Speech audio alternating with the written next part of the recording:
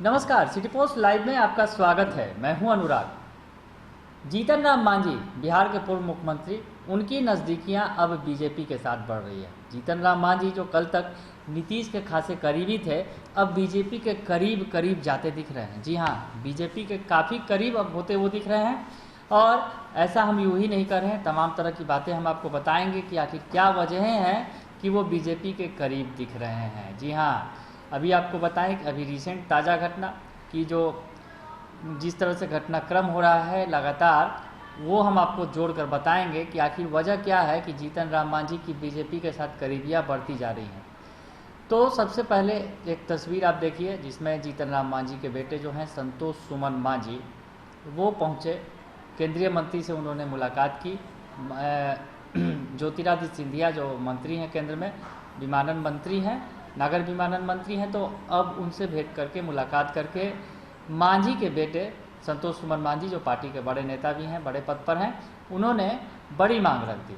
गया में international airport पर अब जो है फिर से इंटरनेशनल फ्लाइट की आवाजाही की मांग उन्होंने रख दी। अब गया का मसला है, गया जीतन राम मांझी का इलाका है।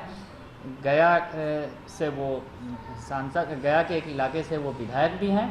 तो मांझी ने अपने इलाके के, गया के लोगों के लिए मांग रख दी बड़ी।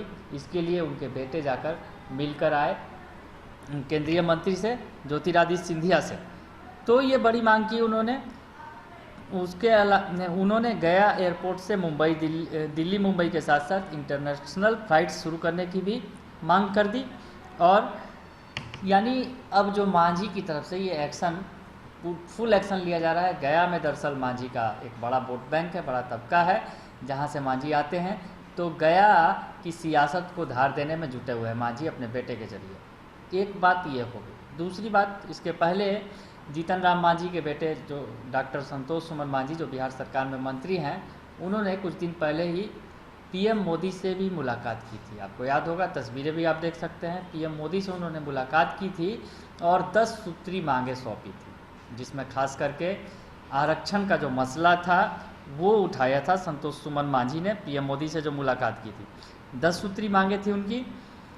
और उन्होंने ये कहा था कि जो मांग किया गया था पत्र में पीएम मोदी से मुलाकात करके, उसमें निजी क्षेत्रों में आरक्षण के लिए प्रावधान और दलित, वंचित एवं पिछड़ों के विभिन्न मुद्दों की जो मांग उन्होंने रखी थी।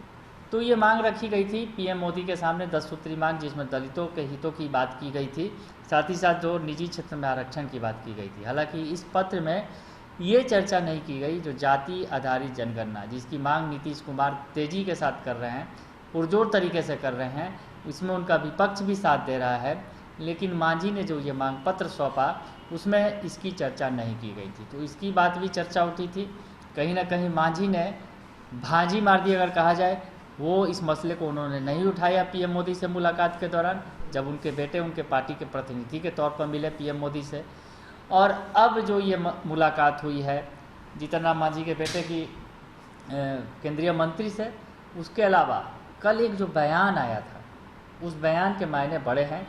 दरअसल पार्टी के प्रवक्ता जो हैं डॉक्टर दानिश रिजवान, उन्होंने जो बयान दिया, सबसे बड़ा फैक्टर वो है कि क्या मांझी नीतीश कुमार को प्रधानमंत्री बनते नहीं देखना चाहते।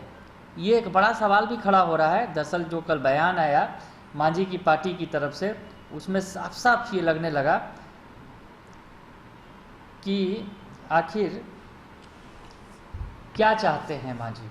जिस तरह से जेडीयू की तरफ से बार बार ये मांग उठाया जा रहा है, जेडीयू की तरफ से ये बातें कही जा रही हैं कि पीएम मटेरियल है नीतीश कुमार, पीएम बनने की उनमें तमाम योग्यता है, क्षमता है, लेकिन मांझी की पार्टी इस बात को नकार रही है। मांझी की पार्टी ने, कल दानिश रिजवान ने स्पष्ट तौर पर कह दिया कि देश की जनता ने नरेंद्र मोदी को देश का प्रधानमंत्री बनाया है।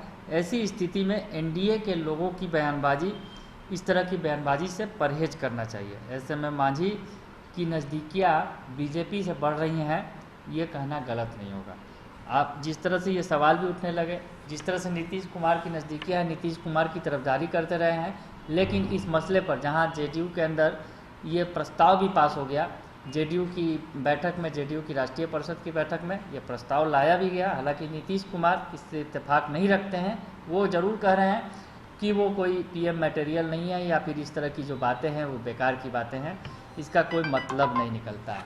इस तरह की बात नीतीश कर रहे हैं, लेकिन उनकी पार्टी उन्हें पीएम मटेरियल मान रही है, लेकिन मांझी शायद ये मानने को तैयार नहीं है।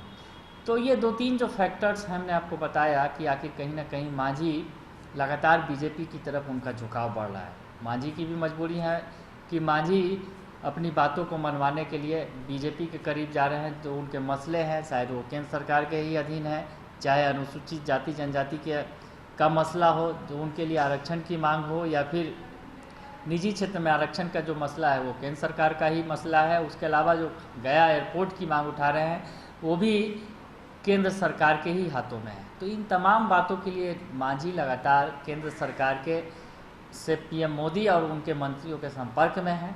और साथ ही साथ अब जिस तरह का जो बयान पार्टी की तरफ से दिया जा रहा है कि नीतीश कुमार पीएम मटेरियल की बात कहकर जो उनकी पार्टी है लगातार एनडीए के अंदर जिस तरह के भ्रम की स्थिति पैदा कर रही है, और इस तरह के बयान से उन्होंने परहेज करने की आवश्यकता बताई है, ज़रूरत बताई है, यानी सीएम नीतीश कुमार को नसीहत दे दी है। तो अब देखना होगा कि मांझी और बीजेपी के बीच की ये नज़दीकियाँ क्या रंग लाती हैं।